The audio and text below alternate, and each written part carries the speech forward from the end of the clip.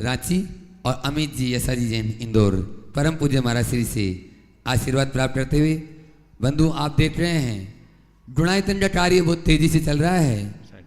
शाश्वत धरा पर परम पूज्य महाराज श्री की पावन प्रेरणा से उनके वात्सल्य भाव से जन जन के कल्याण के लिए इस गुणायतन का निर्माण हो रहा है। प्रत्येक व्यक्ति अपनी आत्मा का कल्याण कैसे करे, ऐसी जब भावना इनके मन में जगी तभी इस गुणायतन रूपी वटवृक्ष का निर्माण यहाँ पर हो रहा है। इससे सभी लोग जुड़ते जा रहे हैं। कल फोन के माध्यम से जो नाम मेरे पास में आए हैं कार्यकर्ताओं के पास में, वे नाम है सूत्रधार के रूप में जुड़ने वाले हैं श्री मदन लाल जी जैन लखनऊ। जोरदार तालियों से उनका स्वागत करें। श्री शांताबाई बंटी प्रदीप बंटी इंदौर, ये भी सूत्रधार के रूप में जुड़े हैं। जोरदार तालियों से स्वागत। श्री संजीव जैन अहमदाबाद, ये निर्माण मित्र के रूप में जुड़े हैं। श्रीमती सविता बहन भोजीलाल शाह अहमदाबाद निर्माण निधि सदस्य। श्रीमती प्रभाबाई राजेश कुमार मुकेश कुमार जैन कंचेती लाल जैन मंडला मध्य प्रदेश निर्माण निधि सदस्य। श्री सविल जैन फरीदाबाद निर्माण निधि सदस्य। श्री सत्येंद्र कुमार जैन अभिषेक जैन निर्माण निधि सदस्य। सुरेश जैन अहमदाबाद, ये भी निर्माण निधि सदस्य। और श्री विमल कुमार पाटनी बीना पाटनी केतन पाटनी जयपुर, ये भी निर्माण निधि सदस्य। और श्री अंजीबाई बज कुचामन सिटी राजस्थान, ये भी निर्माण निधि सदस्य के रूप में जुड़े हैं। जोरदार तालियों से इन सभी महानुभावों का स्वागत अभिनंदन। और बंधुओं आप भी इस गुणायतन से घर बैठे जुड़ सकते हैं और घर बैठे आप सीटरजी की वंदना का पुण्य प्राप्त कर सकते हैं। इस गुणायतन में सहयोग करके आप इसके ट्रस्टी बन सकते हैं। आप निर्माण नायक स्तंभ सूत्रधार के रूप में जुड़ सकते हैं। निर्माण मित्र, निर्माण निधि और निर्माण सारथी के रूप में आप गुणायतन में सहयोग कर सकते हैं। आप देख रहे होंगे आपकी टीवी स्क्रीन पर जो नंबर चल रहे हैं उन नंबर पर आप संपर्क करें कार्यकर्ताओं से। और अपनी यदि मन में जिज्ञासा भी कोई हो तो आप उन्हीं नंबर पे कॉल करें, वे जिज्ञासा यहाँ तक पहुँचाएंगे। परम पूज्य महाराज श्री द्वारा आपको सटीक समाधान प्राप्त होगा। आज प्रथम प्रश्न पूछने के लिए गुणायतन के निर्माण मंत्री हमारे बीच में हैं श्रीमान कमल कुमार जी पाटोदी साड़म। बहुत ही कर्मठ और जुझारू और सरल स्वभावी, एक बार जोरदार तालियों से ऐसे व्यक्तित्व का हमें सम्मान करना चाहिए। कमल जी पाटोदी साड़म आज प्रथम प्रश्न महाराज श्री के चरणों में रख रहे हैं। पूज्य मुनि श्री के चरणों में सत सत नमन। हमको बीमारी अगर हमारे पाप कर्म के उदय से आती है तो क्या दवाई हमारे पाप को पुण्य में बदल देती है? इसी का जवाब। बहुत अच्छा प्रश्न किया है। निश्चित हमारे जीवन में रोग शोक संताप सब पाप कर्म के निमित्त से होते हैं, पर समझे पाप कर्म हमें बीमारी कैसे जन्म देता है। पहले ये जाने कर्म बीमार करता है कैसे। कर्म और आत्मा का जो एक संबंध है वो एक प्रकार का रासायनिक संबंध है और कर्मों के उदय से उन रसायनों में परिवर्तन होता है। जैसे हमारी अशाता वेदनी कर्म है, इसका तीव्रोदय, स्थिर अस्थिर नामकरण के फंक्शन में गड़बड़ी और वीर्यांतराय कर्म का तीव्र उदय, ये हमारे शरीर के भीतर के केमिकल में चेंजेस कर देते हैं। तो कर्म के उदय से हमारे भीतर के रसायन बदल जाते हैं और जब रसायन बदल गए तो हमारे शरीर में रोग आ गया। तो ये पाप कर्म ने रोग उत्पन्न किया, यानी पाप कर्म ने रोग उत्पन्न नहीं किया, पाप कर्म ने रोगजन्य परिस्थितियां उत्पन्न की, इससे रोग उत्पन्न हुआ। समझ में आ गया? तो रोग को उत्पन्न किसने किया? हमारे शरीर की अपनी दुर्बलताओं ने, जो रसायनों के परिवर्तन से हुआ। अब व्यक्ति औषधि का सेवन किया तो औषधि के सेवन से क्या हुआ कि जो रसायनों में परिवर्तन था वो रसायनों का परिवर्तन, उसका समीकरण ठीक हो गया। जिन तत्वों की कमी थी उसकी पूर्ति औषधि ने कर दी। जब उन तत्वों की पूर्ति हो गई, औषधि कर दी, तो जो कर्म का फोर्स आ रहा था उस पर ब्रेक लग गया, तो पाप कर्म का शमन हो गया। तो पाप कर्म के निमित्त से बीमारियां होती हैं और औषधि पुण्य कर्म को उत्पन्न करने में कारण बन जाती है। आराम दवाई से नहीं मिलता जब तक तुम्हारे पुण्य का उदय न हो, लेकिन उस पुण्य को उभारने में औषधि निमित्त बनती। पर कई बार ऐसा होता है, पाप कर्म का तीव्रोदय होता है तो कितना भी औषधि का सेवन करो दवाई नहीं लगती। मेरे संपर्क में एक डॉक्टर हैं अशोक जैन, उन्होंने कहा महाराज जी मेरी बीमारी ने मुझे नास्तिक से आस्तिक बना दिया। मैंने पूछा क्या? बोला महाराज जी मैं 1.5 साल से बहुमूत्र रोग से परेशान था, सब इलाज करा लिया, कुछ पता नहीं, कुछ भी मालूम नहीं पड़े कि बीमारी क्या है और दवाई लगे नहीं। उकता करके उनने अपना सारी दवाइयाँ बंद कर दी और 6 महीने बाद उनकी बीमारी अपने आप बिना दवाई के ठीक हो गई। उनने कहा तब मैंने समझा कि कर्म भी कुछ कारण होता है। समझ गए? तो पुण्य पाप के उभारने में औषधि भी एक निमित्त है, लेकिन उसकी भी एक सीमा है। जैन कर्म सिद्धांत कहता है कि कर्म अपना फल द्रव्य क्षेत्र काल भाव के आश्रय से देता है। तो औषधियाँ द्रव्य क्षेत्र काल भाव को बदल देती और प्रतिकूल निमित्त द्रव्य क्षेत्र काल भाव को प्रतिकूल बना देते हैं। इसलिए आप ज़्यादा सर्दी में रह जाए, बुखार आ जाए, रह गया, बारिश में भीग जाए, बुखार आ गया, तो वो क्या हुआ? उसने आपके पाप कर्म को उभार दिया। और आप अनुकूल दवाइयाँ ले लिए, अनुकूल भोजन पानी कर लिया, तो उसने क्या किया? आपके पाप के वेग को थाम दिया या अनुकूल परिस्थितियों को निर्मित कर दिया, इससे आपके पुण्य का उदय आ गया। तो ये दोनों चीज़ें एक दूसरे से जुड़ी हुई है, उसे उसी तरीके से समझना चाहिए। अगला अमित जी जैन इंदौर। नमस्ते महाराज श्री। महाराज श्री मेरा प्रश्न ये है, क्या हम सभी इस महासंगठन में जुड़े हुए हैं, तो क्या हम दूसरी चीज़ों माइक को पास में, हाँ। दूसरी चीज़ों को भी आकर्षित करते हैं अगर हमारी इच्छा शक्ति प्रबल हो तो? देखो, दूसरी चीज़ों को आकर्षित करने का मतलब वस्तुओं को आकर्षित करना। आज के समय में एक विज्ञान विकसित हुआ है, law of attraction. Law of attraction के सिद्धांत पर विश्वास रखने वाले लोग कहते हैं कि आप जो सोचते हैं वो पा सकते हैं। थॉट्स बिकम्स थिंग्स, वो एक हद तक कहते हैं। जैन धर्म के अनुसार कुछ सीमा तक आप चीज़ों को आकर्षित कर सकते हैं, लेकिन पूरी तरह आकर्षित करें ये कोई ज़रूरी नहीं। हर जीव, हम लोग भौतिक शक्तियों को आकर्षित करते हैं। हमारा ये जो शरीर है ये केवल भोजन पर नहीं टिका हुआ। हम प्रति समय पुद्गलों के परमाणुओं को ग्रहण करते हैं और छोड़ते हैं, उससे हमारा शरीर मेंटेन होता है। तो अब रहा चीज़ की कोई चीज़ आप पाना चाहते हैं वो पा सकते हैं, पा सकते हैं, पा सकते हैं। जो लॉ ऑफ अट्रैक्शन के सिद्धांत वाले बोलते हैं, कहते हैं आपको अगर कार चाहिए तो बस मुझे कार चाहिए, कार चाहिए, कार चाहिए, कार आ जाएगी। पर कभी कभी एक ख्वाबी पुलाव भी बन जाता है। जैन धर्म इन बातों में तो कुछ नहीं कहा, इसकी कोई सूचनाएं हमारे शास्त्रों में नहीं है, पर हमारे शास्त्र में ये जरूर कहा गया है कि तुम्हें जो चाहिए उसकी भावना भाव मिल जाएगी। मतलब आत्मा की भावना पाओ, आत्मा को उपलब्ध हो जाएगा। भारत और पश्चिम में इतना ही अंतर है, उनने पदार्थ को खोजा है, हमारे यहाँ परमार्थ को खोजा है। हमारे शास्त्रों में परमार्थोपलब्धि के लिए भावना का बहुत जोर दिया गया है। आत्मा को चाहे पाना चाहते हो तो आत्मा की भावना भाव, मैं आत्मा हूँ, आत्मा हूँ, आत्मा हूँ, आत्मा हूँ, मुझे आत्म उपलब्धि करनी है, आत्म उपलब्धि करनी है, आत्म उपलब्धि करनी है। ये आत्मा आत्मा आत्मा की धुन तुम्हें आत्मा को उपलब्ध करा देगी। और यही चीज़ को पश्चिम के लोग कहने लगे कि तुम्हें जो भौतिक उपलब्धि चाहिए वो मिल जाएगी। हमें ये नहीं मालूम कि उनको मिली या नहीं मिली, पर ये पता है कि जो आत्मा की भावना में डूबे हैं वे परमात्मा जरूर बन गए हैं, उन्हें कुछ सोचने की जरूरत नहीं। अगला यशा जैन इंदौर से। इसके बाद BM शाह अहमदाबाद से तैयार रहे। नमस्ते महाराज श्री। आर्त रौद्र ध्यान के बारे में जानना चाहते हैं और इनसे कैसे बचा जाए, क्योंकि कुछ ना कुछ थॉट्स तो मन में रहते हैं, या तो खुशी रहेगी या दुख। तो एक इन दोनों को छोड़ के कौन सा भाव मन में आए जिससे इसे बचा जाए? देखिए, आर्त और रौद्र, आर्त का मतलब क्या? पीड़ा रूप परिणाम। मन में व्याकुलता का आना ही आर्त ध्यान है। और रौद्र शब्द में रुद्र शब्द से बना, रुद्र का एक अर्थ क्रूर होता है। क्रूर परिणामों से उत्पन्न भाव का नाम रौद्र ध्यान है। संस्कारवश मनुष्य आर्त और रौद्र परिणाम करता रहता है। 24 घंटे इस तरह के भाव होते रहते हैं। जैसे आर्त ध्यान के 4 भेद बताए, इष्ट वियोग जन्य, अनिष्ट संयोग जन्य, पीड़ा जन्य और निदान जन्य। मैं कहता हूं अगर व्यक्ति के भीतर विवेक जागृत हो गया तो जिन घड़ियों में आर्त ध्यान होता है उन्हीं घड़ियों में आत्म ध्यान हो जाए।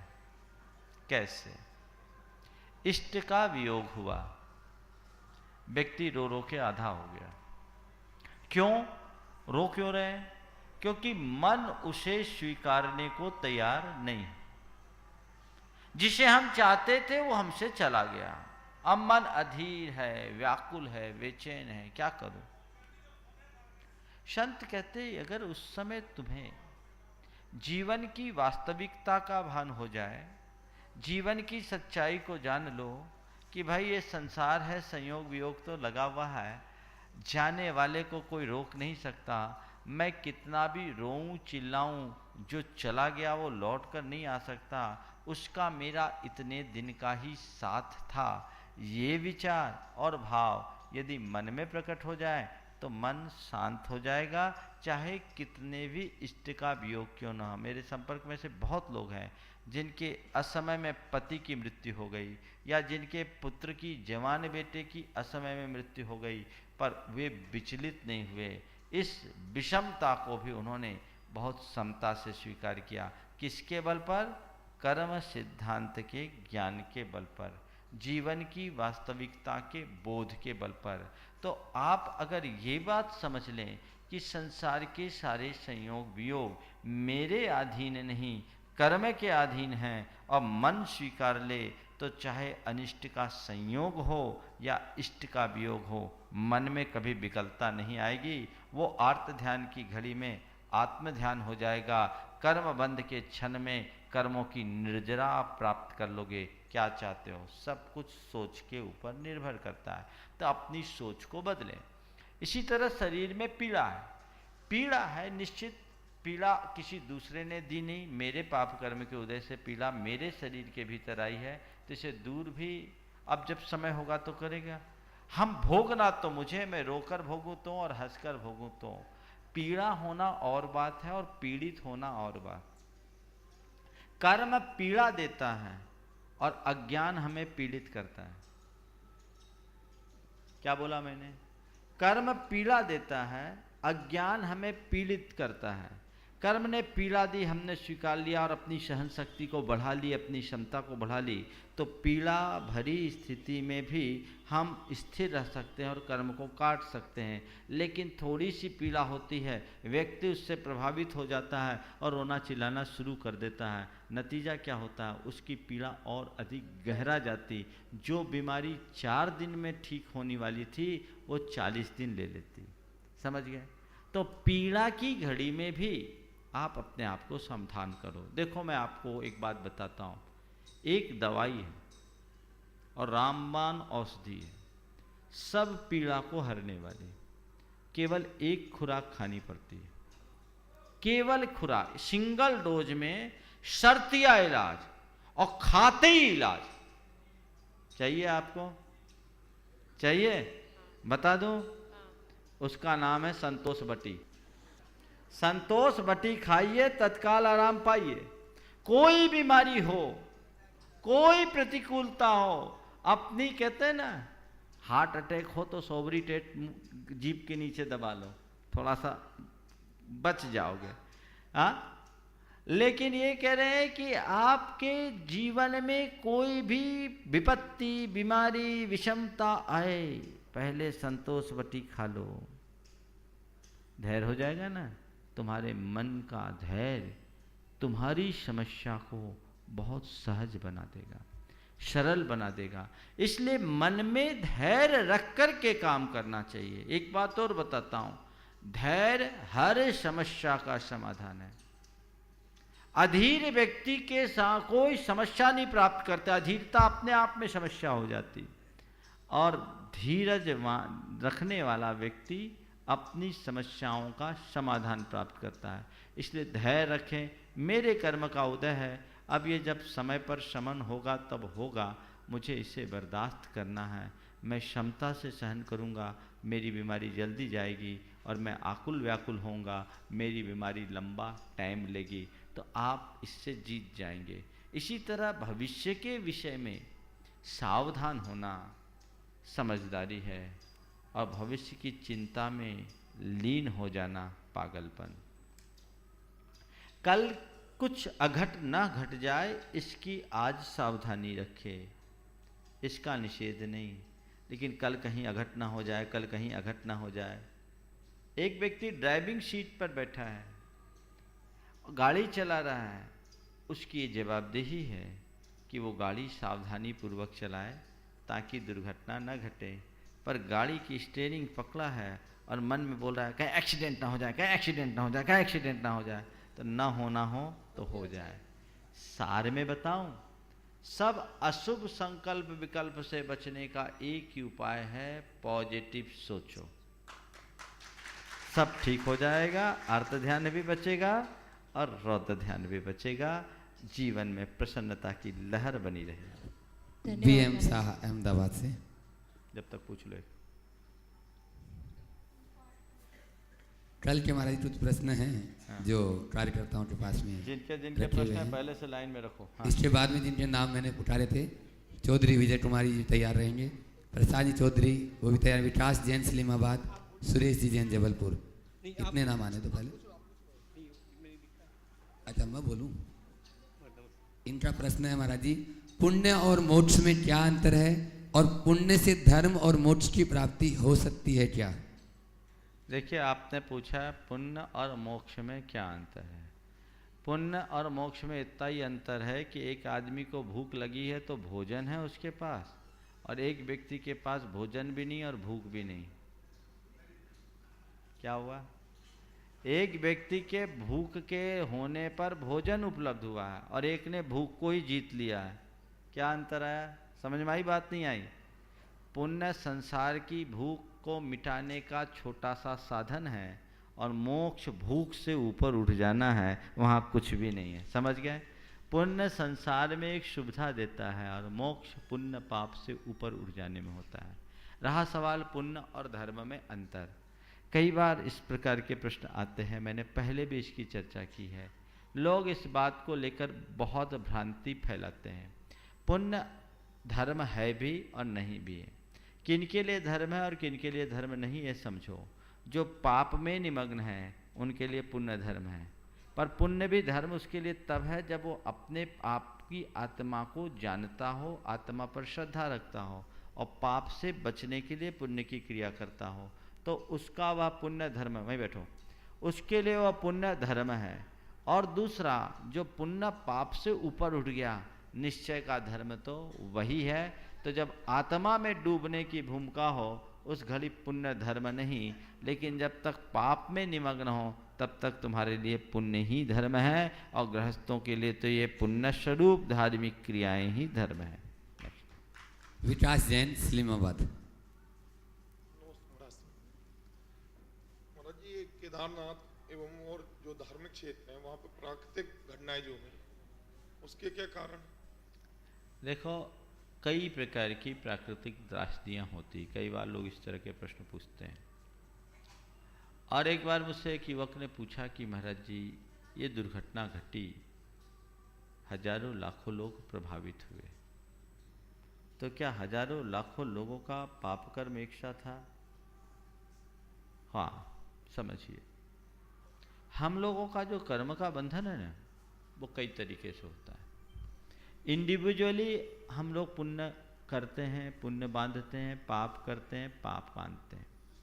लेकिन कई बार ऐसा होता है कि हम लोग सामूहिक रूप से भी पुण्य और पाप को बांधते हैं। जैसे अभी आप सब यहाँ बैठे हैं, क्या कर रहे हैं? क्या कर रहे हैं? पुण्य का बंध कर रहे हैं। इस चैनल के माध्यम से जितने लोग सुन रहे हैं सब पुण्य का बंध कर रहे हैं। एक आदमी के निमित्त से इतने लोग पुण्य बांध रहे हैं। ये सामूहिक पुण्य का बंध है। आप पूजा विधान कर रहे हैं, ये क्या है? सामूहिक पुण्य का बंध है। अब इसमें शेयर सबका अलग अलग है, जिसकी जितनी भागीदारी, जिसकी जितनी गहरी रुचि, जिसकी जितनी तल्लीनता। आप यहाँ तल्लीन होकर के सुन रहे हैं, और जो टीवी के सामने बैठ के सुनते हो, चाय पी के भी सुन रहे हैं, खाना खाते हुए सुन रहे हैं, कुछ लोग अंथो करते हुए भी सुनते हैं, शाम का भोजन करते हुए, तो उनका पुण्य थोड़ा पतला हो जाएगा। इन कार्यक्रमों को धार्मिक कार्यक्रम के हिसाब से ही सुनना चाहिए। तो ये सामूहिक पुण्य है। इसी तरह कहीं बलि हो रही है, हजारों लोग उसकी अनुमोदना कर रहे हैं, युद्ध हो रहा है, हजारों लाखों लोग उससे जुड़े हुए हैं, और इसी टीवी के माध्यम से लाखों करोड़ों लोग पाप का बंद कर रहे हैं। आप देख रहे हैं टीवी पर एक दृश्य उभर रहा है, एक खलनायक किसी लड़की को छेड़ा और नायक उसे पीट रहा है, और लोग उसको पीट रहे हैं, वो उसे पीट रहा, आप उसे देख रहे हैं, आपकी बाहुएं तन रही है और आप भी कह रहे हैं मारो। क्या बांधा आपने?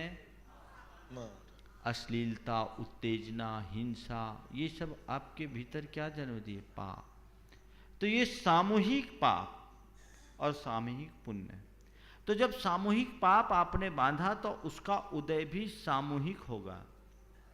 ये सामूहिक पाप कर्म का उदय ऐसा सामूहिक संयोग बनाता है जिसमें सब लोग एक जगह इकट्ठे हुए और वो लोग उस ऐसी त्रासदी से प्रभावित हो गए।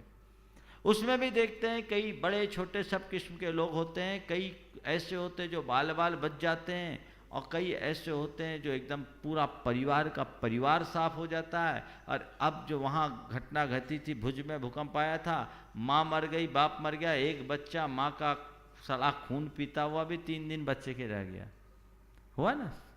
तो ये अपने अपने पाप की तीव्रता मंदता का फल है।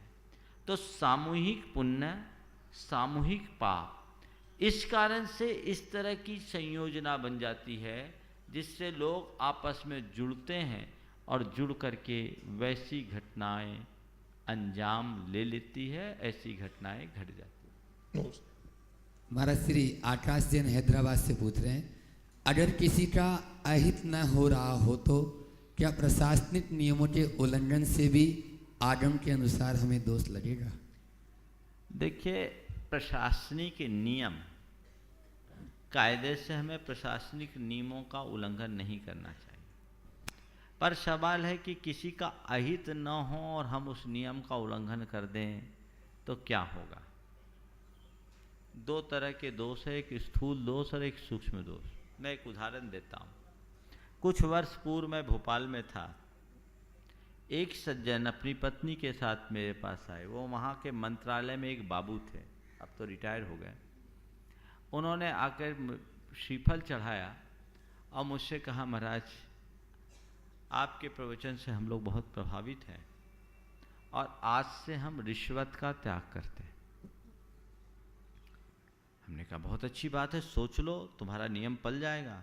बोले हाँ महाराज, हम बहुत सोच विचार कर आए हैं और हम आज से रिश्वत का त्याग करना चाहते हैं। कहा अच्छी बात, आशीर्वाद दिया। बोले महाराज जी एक निवेदन। बोले क्या? बोले सुविधा शुल्क का छूट चाहते हैं। सुविधा शुल्क का छूट, सुविधा शुल्क की छूट। हम बोले सुविधा शुल्क क्या होता है?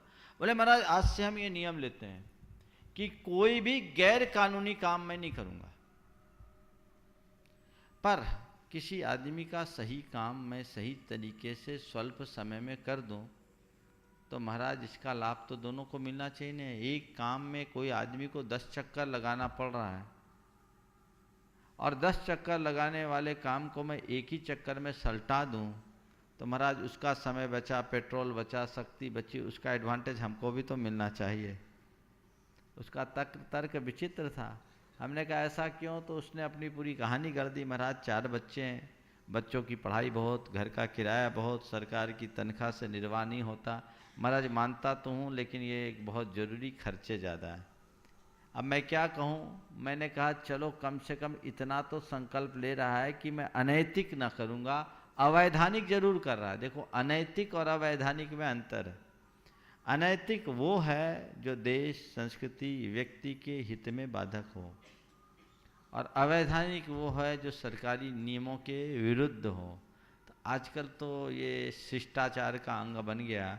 लोग कहते हैं फाइल पर वजन रखे बिना फाइल ऊपर ही नहीं आती। मैं क्या कहूँ, है ये दुर्बलता, अनुकरणीय नहीं, प्रशंसनीय नहीं, अपवाद इसे कहा जा सकता है। सिस्टम ऐसा बन गया, वो दिन बहुत अच्छा होगा जिस दिन भारत ऐसे सिस्टम से मुक्त होकर शुद्ध सिस्टम को अपनाएगा, लोगों का कल्याण। सुरेश जी जबलपुर। नमोस्तु महाराज जी, हमारा चाल चलन चरित्र कब अच्छा होगा? जब आपकी चेतना जागेगी। चाल चलन और चरित्र कोई दूसरा नहीं निर्धारित करता। मनुष्य की चेतना ही उसके चाल चलन और चरित्र को निर्धारित करती है। इसलिए अपनी चेतना को जगाओ। जिस मनुष्य की आध्यात्मिक चेतना जागृत हो जाती है उसका जीवन ही बदल जाता है। मुझे आशा है तुम्हारे भीतर वो चेतना जल्दी प्रकट होगी और परिवर्तन की एक नई छटा देखने को मिलेगी। नमस्ते स्वामी। इसके बाद प्रशांत जी चौधरी सागर। नमोस्तु महाराज। हमारे यहाँ जिनवाणी की पुस्तकों में तीर्थंकरों के प्रति कुछ चालीसा काव्य के पाठ के रूप में है, इनका क्या महत्व या स्वरूप है? देखिए, चालीसा भगवान की एक स्तुति है और 40 छंदों के द्वारा भगवान की स्तुति की जाने लगी तो चालीसा।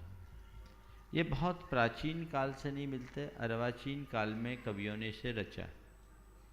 तो चूंकि भगवान की स्तुति है इसलिए इसका निषेध नहीं, पर इन चालीसों में एक प्रकार की मन्नत जैसी जुड़ गई है। जितने भी चालीसा रचे गए और ये वैष्णव परंपरा से जैनों में भी प्रविष्ट हो गए। 40 पाठ करे, 40 बार पाठ करे तो 40 बार 40 दिन तक पाठ करो तो उसको खूब धन संपत्ति और सब प्राप्त होगी।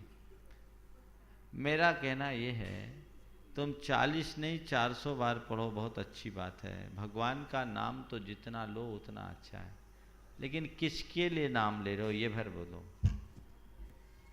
भगवान का नाम तुम किस लिए ले रहे हो? भगवान का नाम यदि अपने कर्म को काटने के लिए ले रहे हो तो भगवान का नाम लेना सार्थक है, और भगवान का नाम यदि केवल भौतिक उपलब्धियों के लिए ले रहे हो तो ये तुम्हारे मन की दुर्बलता है। अशुभ नहीं है लेकिन शुभ में कमी है। मैं तो एक ही बात जानता हूँ कि भगवान के पास जाकर भौतिक चीज़ों की कामना करना, पेड़ के नीचे जाकर छाया की याचना करना जैसा कृत्य है। अरे पेड़ के नीचे जाकर छाया मांगने वाला तो मूर्ख ही कहलाएगा। पेड़ के नीचे जाते ही छाया तुम पर बरसेगी, वहां मांगने की क्या जरूरत है? उद्देश्य भगवान की स्तुति का हो, भौतिक उपलब्धियों का नहीं। इसके बाद हार्दिक जैन ललितपुर तैयार रहेंगे। गुवाहाटी से मोहित जैन पूछ रहे हैं, रात को खाना क्यों नहीं खाना चाहिए? रात में खाने से क्या होता है? देखिए, रात्रि भोजन का निषेध इसलिए किया जाता है कि सूर्य के किरणों में अल्ट्रावायलेट रेज और इंफ्रारेड नाम की तरंगें होती हैं।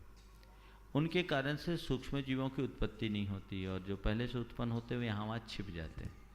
आप देखिए, आप बहुत निश्चिंता से यहाँ बैठे हैं, अभी दिन है, रात होते ही यहाँ आप बैठ नहीं सकते, ठीक है ना। और इन दिनों तो बहुत ज़्यादा कीड़े हो रहे हैं, इसलिए कार्यक्रम को परिवर्तित करना पड़ रहा। तो ये जीवोत्पत्ति होगी, वो आपके भोजन में समाविष्ट हुए बिना रह नहीं सकते। सूर्य की किरणों में न केवल प्रकाश होता है अपितु प्रकाश के साथ साथ प्राशुकता भी होती है। ये क्षमता प्रकाश के किसी अन्य स्रोत में नहीं है। आप कितनी भी लाइट लगा लें, वातावरण को शुद्ध नहीं बना सकते। कहीं गंदगी हो तो सूरज की धूप लग करके उसकी गंदगी अपने आप उड़ जाती है, आप लाइट में नहीं सुखा सकते। ठंड के दिनों में जब आप अलमारी से अपने गर्म कपड़े लगाते निकालते हैं तो धूप में सुखाते हैं, उनको इस लाइट में नहीं सुखाते हैं। तो ये बहुत वैज्ञानिक एक प्रक्रिया है जो हमारे शरीर के स्वास्थ्य के अनुकूल भी है। सोने से 3-3.5 घंटे पूर्व भोजन हो जाना चाहिए। हमारे पेट की जठराग्नि का कमल की तरह सूर्य से संबंध है। जैसे कमल जैसे जैसे सूर्य चढ़ता है खिलता है, सूर्यास्त होते ही कमल मंद पड़ जाता है। इसी तरह जब तक सूर्योदय रहता है हमारी जठराग्नि प्रदीप्त रहती है, सूर्यास्त होने के बाद जठराग्नि मंद पड़ जाती है। उसके कारण अनेक प्रकार की बीमारियां भी होती हैं। तो हिंसा की दृष्टि से, स्वास्थ्य की दृष्टि से, भोजन की आसक्ति को घटाने की दृष्टि से हमें रात में भोजन नहीं करना चाहिए। और रात्रि भोजन के त्याग के साथ कोशिश करना चाहिए हम रात में कुछ भी न खाएं।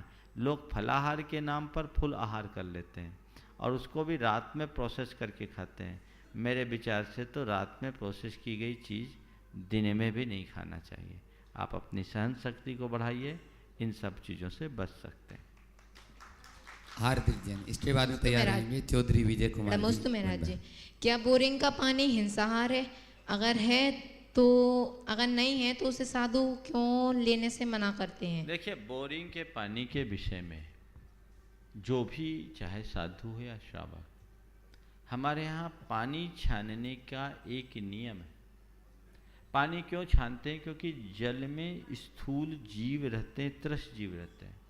उनको हमने छन्ने से छान लिया और वापस उसको जहाँ के तहाँ कर दिया तो हमारा शुद्ध अहिंसक जल हुआ। और यदि नहीं किया, जीवानी की क्रिया नहीं हुई, तो आपका श्रावक होने का प्रमाण ही नष्ट हो गया, आपका मूल गुण ही खत्म हो गया। इसलिए हमारे गुरुदेव तो जब तक पानी छानकर जीवानी करने की पूरी प्रक्रिया नहीं होती तब तक प्रतिमा भी नहीं देते। तो उससे भगवान का अभिषेक करना, साधुओं को आहार देना तो बहुत दूर। आप कह सकते हैं मोटर से खींच लें, तो मोटर से तो पानी मथ कर आता है। जब पानी मथ कर आता है तो उस मथे हुए पानी में तो जीवानी बिंछानी करने का कोई मतलब ही नहीं। हालांकि अब आप लोगों को ज़्यादा सोचने की ज़रूरत नहीं है। अब कुछ लोगों ने एक अच्छी प्रक्रिया प्रकट कर दी है।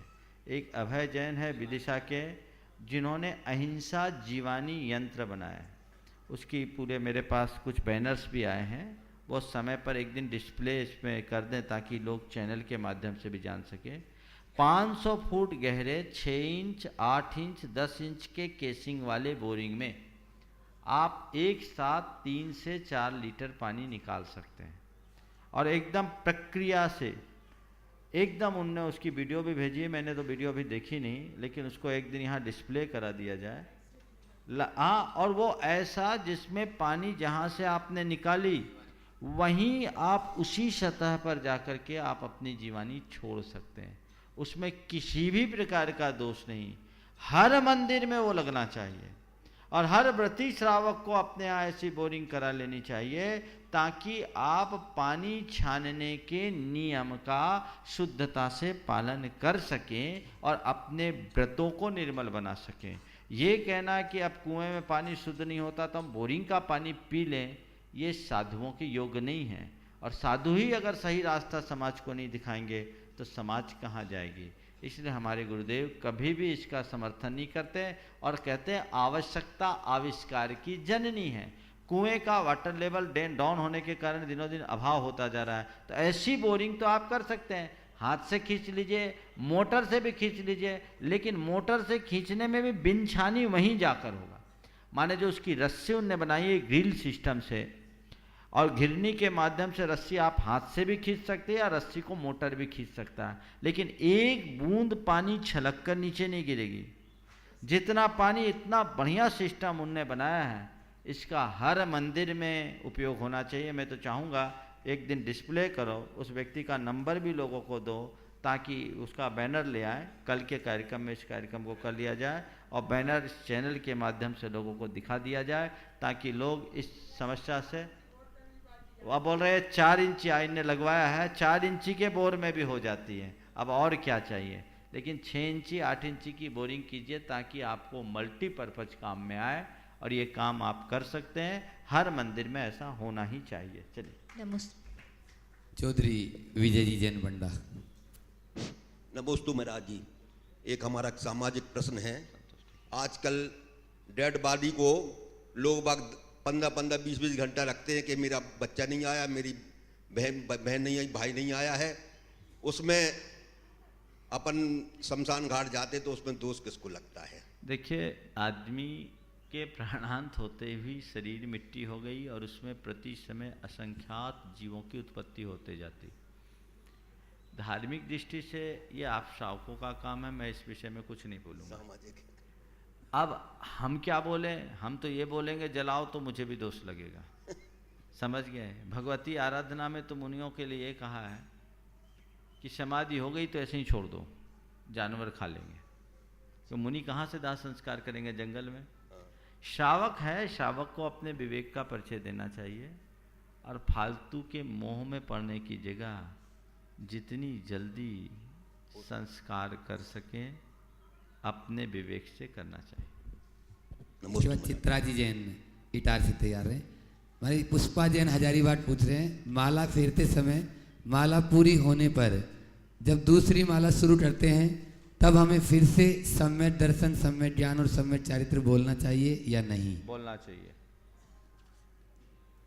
और सुनीता जी जैन ललितपुर और चित्रा जी जैन तैयार रहेंगे। एक प्रश्न महाराज जी, प्रश्न पत्र है पूरा, लेकिन उनका सारांश यही है कि मंदिर में जो द्रव्य चढ़ाते हैं उसका हमें माली को देना चाहिए या उसका क्या करना चाहिए? देखिए, शास्त्रीय विधानानुसार मंदिर में चढ़ाए द्रव्य का पशु पक्षियों पर अधिकार, उसे पशु पक्षियों को देना चाहिए। उसका उपभोग गौशाला आदि में किया जाए तो अच्छा है। माली को उसकी पूर्ण पगार देनी चाहिए। माली भगवान का सेवक है, उसको अपने परिवार के भरण पोषण में कहीं कमी नहीं आना चाहिए। आप माली को मंदिर में रखते हो और उसको गिनाते हो कि हम तुमको मंदिर में रखे हैं, 2000 तनख्वाह दे रहे हैं, और 2000 के तनख्वाह के साथ उसको बोले कि 5 किलो बादाम चढ़ता है और 50 किलो चावल चढ़ता, वो गिना रहे हैं, यानी आप निर्माल्य का मूल्यांकन कर रहे हैं। पर कई जगह ऐसा होता है कि गौशाला आदि में भेज पाना बाइबल नहीं होता, जीव जंतु उसमें उत्पन्न हो जाते हैं, तो मामला गड़बड़ हो जाता है। इसको यथासंभव विवेक से कार्य करना चाहिए। शास्त्र का विधान तो पशु पक्षियों को ही उसका अधिकारी बताए। चित्रा जी इटारसी, भैया माइक। नमस्ते महाराज जी, मैं अपने स्वार्थवश आपसे प्रश्न पूछ रही हूँ। महाराज श्री 4-5 साल पहले आचार्य श्री से प्रार्थना की थी कि आचार्य श्री इटारसी में मंदिर बनना है हमारे ज़मीन में, और आचार्य श्री ने आशीर्वाद भी दिया था। परंतु अब हम लोगों का पाप कर्म का उदय है कि क्या है कि ये काम पूरा नहीं हो पा रहा है। बस दोबारा आचार्य श्री के पास निवेदन करो, आशीर्वाद लो, काम पूरा होगा। चलो नेक्स्ट। अब कुछ प्रश्न मेरे पास है। कल का एक बड़ा ज्वलंत प्रश्न था, हो गया ना? और कोई प्रश्न बाकी है किसी के? सुनीता जी जैन ललितपुर यदि हो तो है नहीं। चलो, कल का एक प्रश्न जिसे मैंने छोड़ दिया था, दहेज के चलते बेटियों पर अत्याचार होता है, मारपीट होता है, फिर हमारी बेटियों को होलियों की तरह जला दिया जाता है, उसमें उस लड़की का क्या कसूर है? ये लता गंगवाल रेमंड साहब गया से पूछा था। देखिए, दहेज के रूप में इस तरह का दानवीय कृत्य करना घोर हिंसा और अमानवीय कृत्य है। ऐसा कभी नहीं होना चाहिए। जहाँ तक बेटी की बात है तो हमारे यहाँ तो दुल्हन को ही दहेज कहा। मध्य युग में भी भारत में जब भी बेटियां हुई तो एक बड़ी चिंता हुई। कहते थे जाते ति कन्या महते ति चिंता।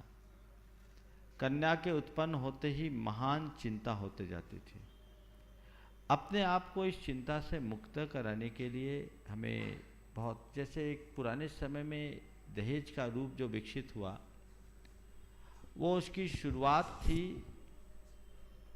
प्रीति दान से। प्रीति दान वर पक्ष और वधु पक्ष दोनों की तरफ से दिया जाता था वर वधु को। वो उसके पीछे एक पुनीत भावना थी कि विवाह के उपरांत गार्हस्थ्यिक जीवन जी रहे हैं और कोई आकस्मिक आपत्ति विपत्ति ना आ जाए और उस घड़ी में इन्हें परमुखापेक्षी ना होना पड़े, इसलिए इस निधि के माध्यम से वे अपना काम कराए। कालांतर में लड़कियों की अधिकता और लड़कों की कमी के कारण ये एक अनिवार्य टैक्स की तरह हो गया और दहेज का विकृत रूप ले लिया। और दिनों दिन दहेज के लिए लोग फिर तरह तरह के कार्य करने लगे। पर आज तो मुझे परिस्थितियां बिल्कुल उल्टी दिखाई पड़ रही है। प्रश्न किस रूप में पूछा गया मुझे नहीं मालूम, पर मैं देखता हूं अब तो चक्र उल्टा हो गया। लड़की वाले उल्टा दहेज लेने लगे हैं। अब जिनकी लड़कियां वो नखरे करते हैं, लड़का वाले नहीं, क्योंकि इस दहेज के कारण अनेक लड़कियों की जन्म से पहले ही हत्या हो चुकी। समाज में इनका औसत बहुत बिगड़ गया। प्रत्येक 1000 में 940 लड़कियां हैं। ये अपने आप कमी का द्योतक है। और आज लड़के वाले ज़्यादा परेशान दिखते हैं, लड़की वाले कम। ठीक है, पहले इनने अत्य किया तो अब भोगना तो पड़ेगा ही, लेकिन ये अमानवीय कृत्य है।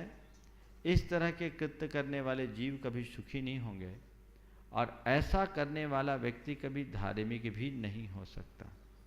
इसलिए ऐसे कृत्य से बचना चाहिए। इस संदर्भ में मैं आज इतना ही कहूँगा। और प्रश्न? हाँ, सुलोचना जी, जयपुर। एक प्रश्न जब तक वो आ रही है। सम्मेद शिखर शाश्वत तीर्थ है, क्या इसका स्वरूप अनादिकाल से ऐसा ही है, काल के अनुसार इसके स्वरूप में भी परिवर्तन होता रहता है? काफ़ी दिन से ये प्रश्न है। देखिए, सम्मेद शिखर का स्थान शाश्वत है, आकार शाश्वत नहीं। चतुर्थ काल के प्रारंभ में जब इस पर्वत की रचना हुई तब ये 12 योजन का था। 12 योजन यानी 48 कोस, 48 कोस का ये था। आज बहुत छोटा सा रह गया, 1 योजन भी नहीं होगा, 4 कोस भी इसका डाया नहीं होगा। तो ये समय समय के अनुरूप परिवर्तित होता रहता है। नमस्ते महाराज जी, कर्म के उदय और उदीर्णा में क्या अंतर है? उदय और उदीर्णा में उतना ही अंतर है कि नल की टोंटी से पानी आना उदय है, और टोंटी के हट जाने के बाद झटके से पानी आना उदीर्णा है। समझ में आया? नहीं समझ में आया? नल की टोंटी होती है ना, टोंटी खोलते हो तो पानी कितना आता है, जितनी टोंटी खोलते हो उस लिमिट से आता है। और नल की टोंटी अलग कर दो, फिर पाइप से जो पानी आएगा कैसा आएगा? फोर्सफुली आएगा। तो समय पाकर कर्म का अपनी विधि के अनुरूप झड़ना ये उदय है, और अपक्व पाचनम उदीर्णा, समय से पूर्व कर्मों का गल जाना उदीर्णा है। एक प्रश्न है बहुत दिन से है, क्या 13 पंथी 20 पंथी में क्या अंतर है? देखिए, ये क्यों बना, कब बना, इसे समझिए। 11वीं 12वीं शताब्दी में बसंत कीर्ति नाम के एक मुनि हुए। उन्होंने एक नए पंथ की शुरुआत की जिसका नाम था भट्टारक पंथ। उसका कारण मुगलों के बढ़े हुए आतंक के कारण दिगंबर मुनियों का निर्बाध विचरण बाधित होने लगा। तब उन्होंने एक रास्ता निकाला कि हम मुनि अब ऐसे चर्या नहीं कर सकते, तो जब आहार ग्रहण करने को बस्ती में जाए तो एक वस्त्र स्वीकार ले, और बाद में अपने मंदिर में मठ में आए तो निर्वस्त्र रहे। बसंत कीर्ति ने मांडव दुर्ग से इसकी शुरुआत की, और वह एक अपने आप को, चूंकि मुनिचर्या के अनुकूल नहीं था, इसलिए मुनि कहने की जगह भट्टारक कहना शुरू कर दिया। अब इसका ये हुआ कि फिर मुनियों को एक स्थान से दूसरे स्थान तक का विहार करना मुश्किल हो गया। वो एक जगह मठ में रहने लगे, और उन मठों में से ही सब प्रकार की धार्मिक, सामाजिक और सांस्कृतिक गतिविधियों का संचालन करने लगे। प्रारंभ में ये भट्टारक दिगंबर रहते थे, केवल आहार के टाइम में वस्त्र पहनते थे। धीरे धीरे इन भट्टारकों में शिथिलता बढ़ी और 24 घंटे वस्त्र धारण करने लगे। जब दीक्षा लेते थे तब दिगंबर होते थे, बाद में समाज के द्वारा निवेदन करने पर ये वस्त्र ले लिया करते थे, और ये धीरे धीरे शिथिलता बढ़ी। इन भट्टारकों के काल में एक लाभ ये हुआ कि हमारी मंदिर मूर्तियों और शास्त्रों को संरक्षण मिला, लेकिन दूसरा नुकसान ये हुआ कि इसी काल में बहुत सारे ऐसे शास्त्र रच दिए गए जिनका मूलभूत जैन धर्म से संबंध नहीं था। इसी काल में अनेक प्रकार के कल्पों और विधानों की रचना हुई जो मूलभूत जैन संस्कृति के अनुकूल नहीं। देवी देवताओं की पूजा अर्चा आदि को भी बढ़ावा दे दिया गया। चमत्कार को नमस्कार के किस्से इसी समय से बहुत तेजी से बढ़े, और चूंकि इस काल में भारत का इतिहास ही कुछ ऐसा बताता है कि सब परंपराओं में इधर वाम मार्ग की प्रति झुकाव था, जैन परंपरा भी उससे प्रभावित हुए बिना नहीं रह सकी। 16वीं शताब्दी तक आते आते इन भट्टारकों का प्रभाव बहुत बढ़ गया, और भट्टारकों के इस बढ़े हुए प्रभाव ने जैन धर्म के मूल स्वरूप को विकृत कर दिया। उस काल में पंडित बनारसी दास जी नाम के एक बड़े विद्वान हुए। उनने जब शास्त्रों में देखा कि जैन मुनि का स्वरूप तो कुछ और है, और ये लोग जो अपने आप को मुनियों की तरफ पुजवा रहे हैं, इनका तो कहीं मेल ही नहीं, तो उन्होंने एक आंदोलन चलाया जिसका नाम पड़ा 13 पंथ आंदोलन। 13 पंथ आंदोलन मतलब 13 प्रकार के चारित्र का निर्दोष पालन करने वाले मुनियों को अपना गुरु मानने वालों का पंथ। 13 प्रकार का चारित्र, 5 महाव्रत, 5 समिति और 3 गुप्ती। इन 13 प्रकार के चारित्र का जो निर्दोष पालन करे ऐसे मुनियों को अपना गुरु मानने वालों का पंथ।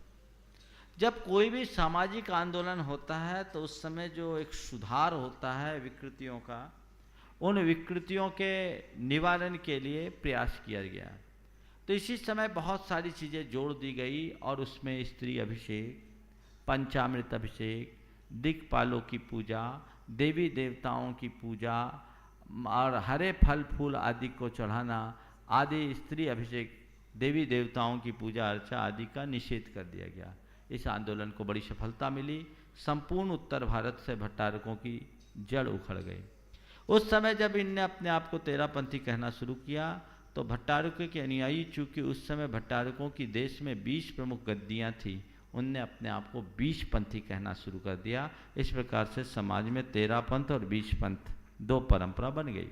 मूल सिद्धांत में कोई अंतर नहीं है, जो कुछ भी अंतर है पूजा उपासना को लेकर के है।